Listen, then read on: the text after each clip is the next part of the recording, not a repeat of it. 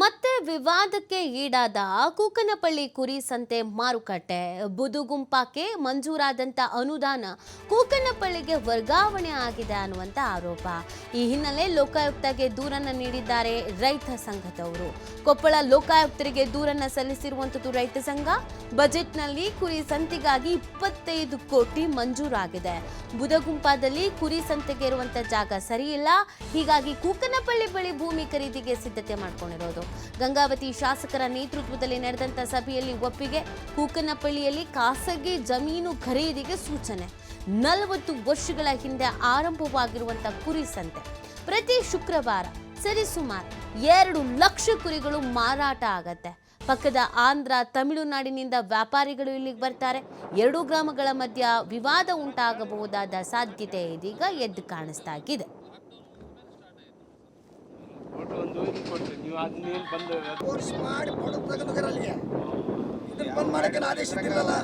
ನಾನು ಮಾತಾಡ್ತೀನಿ, ಇಲ್ಲಿನ ಮಾಡಲಿ ಇಲ್ಲಿನ ಮಾಡಲಿ, ರೈತರಿಗೆ ಎಲ್ಲಿ ಅನುಕೂಲ ಆಗತ್ತೆ ಅಲ್ಲಿ ಮಾಡಲಿ.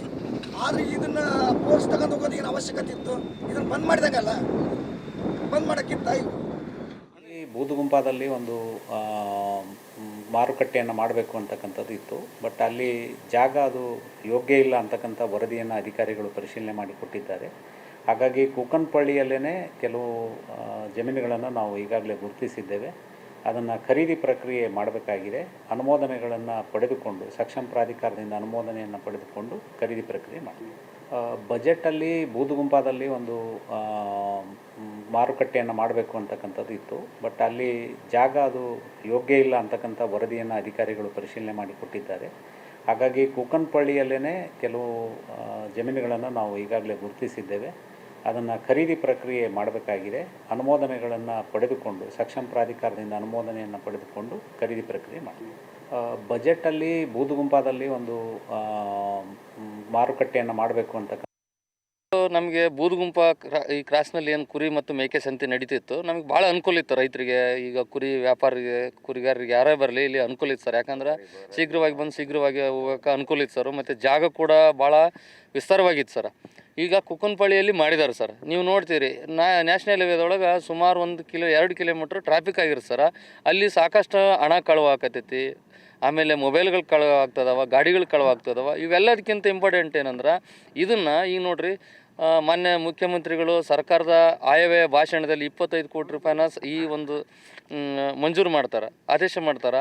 ಈ ಒಂದು 25 ಕೋಟಿ ರೂಪಾಯಿ ಮಂಜೂರಾದ ಹಣವನ್ನು ಇಲ್ಲಿರ್ತಕ್ಕಂಥ ಸ್ಥಳೀಯ ಪ್ರತಿನಿಧಿಗಳು, ಅಲ್ಲಿ ಸಂಸದರಿರ್ಬೋದು, ಅಲ್ಲಿ ಶಾಸಕರಿರ್ಬೋದು, ಮಾಜಿ ಸಂಸದರಿರ್ಬೋದು, ಮತ್ತು ನಮ್ಮ ಕೊಪ್ಪಳ ಜಿಲ್ಲಾಧಿಕಾರಿಗಳು, ಇನ್ನು ಯಾರ್ಯಾರು ಇದಕ್ಕೆ ಸಂಬಂಧಪಟ್ಟ ಅಧಿಕಾರಿಗಳಿದ್ದಾರೆ, ಇದನ್ನು ದುರುಪಯೋಗ ಮಾಡಿಕೊಳ್ಳೋಕೆ ಕೊಟ್ಟಿದ್ದಾರೆ ಸರ್. ಹೆಂಗಂದ್ರೆ ಈ 25 ಕೋಟಿ ರೂಪಾಯಿ ಹಣವನ್ನು ಇಲ್ಲೇ ಬೂದುಗುಂಪ ಏನು ಆದೇಶ ಆಗೈತೆ ಅಲ್ಲೇ ನೀವು ಅದನ್ನು ಬಳಸಿ ಕುರಿ ಮತ್ತು ಮೇಕೆ ಮಾರುಕಟ್ಟೆ ಅಭಿವೃದ್ಧಿ ಮಾಡಿರಿ ಅಂತೇಳಿ ಆದೇಶನ ಮಾಡ್ತಾರೆ ಸರ್. ಮತ್ತು ಮೊನ್ನೆ 3ನೇ ತಾರೀಕು 9ನೇ ತಿಂಗಳು ಕೂಡ ಮತ್ತೆ ಆದೇಶ ಮಾಡಿದ್ದಾರೆ ಸರ್.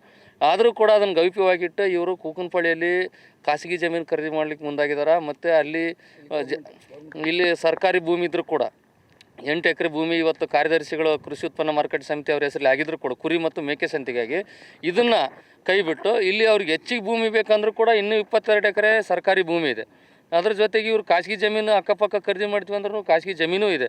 ಅದನ್ನು ಬಿಟ್ಟು ಇದನ್ನು ಈ 25 ಕೋಟಿ ಬೂದುಗುಂಪಕ್ಕೆ ಮಂಜೂರಾಗಿದ್ದನ್ನು ಕೂಕನಪಳ್ಳಿಯಲ್ಲಿ ಮಾಡ್ಲಿಕ್ಕೆ ಕೊಟ್ಟಿದ್ದಾರೆ. ಇದು ಕೆಲವು ರಾಜಕಾರಣಿಗಳ ಒಂದು ಈ ಹಣವನ್ನು ದುರುಪಯೋಗ ಮಾಡಿಕೊಳ್ಳಿ ಕೊಟ್ಟಿರ್ತಕ್ಕಂಥದ್ದು ಭಾಳ ಇದು ಖಂಡನೀಯ. ಜೊತೆಗೆ ಅವ್ರು ಕೂಕನಪಳ್ಳಿಗೆ 100 ಕೋಟಿ ಹಾಕಲಿ, ಬೇಡ ಅಂತ ಹೇಳೋದಿಲ್ಲ. ಕೂಕನಪಳ್ಳಿನೂ ಅಭಿವೃದ್ಧಿಪಡಿಸಲಿ, ಅದ್ರ ಜೊತೆಗೆ ಬೂದುಗುಂಪನೂ ಅಭಿವೃದ್ಧಿಪಡಿಸಲಿ. ಕುರಿ ಮತ್ತು ಮೇಕೆ ಸಂತೆ ಏನು ಸರ್ಕಾರದ ಮುಖ್ಯಮಂತ್ರಿಗಳು 25 ಕೋಟಿ ಆದೇಶ ಮಾಡಿದ್ರೆ ಅದೇ ಆದೇಶದಂತೆ ಶೀಘ್ರವಾಗಿ ಪ್ರಾರಂಭಿಸ್ಬೇಕಂತೇಳಿ ನಾವು ಈ ಮೂಲಕ ಸರ್ಕಾರಕ್ಕೆ ಒತ್ತಾಯ ಮಾಡ್ತಿದ್ವಿ. ನಮಗೆ ಬೂದುಗುಂಪ ಈ ಕ್ರಾಸ್ನಲ್ಲಿ ಏನು ಕುರಿ ಮತ್ತು ಮೇಕೆ ಸಂತೆ ನಡೀತಿತ್ತು, ನಮಗೆ ಭಾಳ ಅನುಕೂಲ ಇತ್ತು ರೈತರಿಗೆ. ಈಗ ಕುರಿ ವ್ಯಾಪಾರಿಗೆ ಕುರಿಗಾರರಿಗೆ ಯಾರೇ ಬರಲಿ ಇಲ್ಲಿ ಅನುಕೂಲ ಇತ್ತು ಸರ್. ಯಾಕಂದ್ರೆ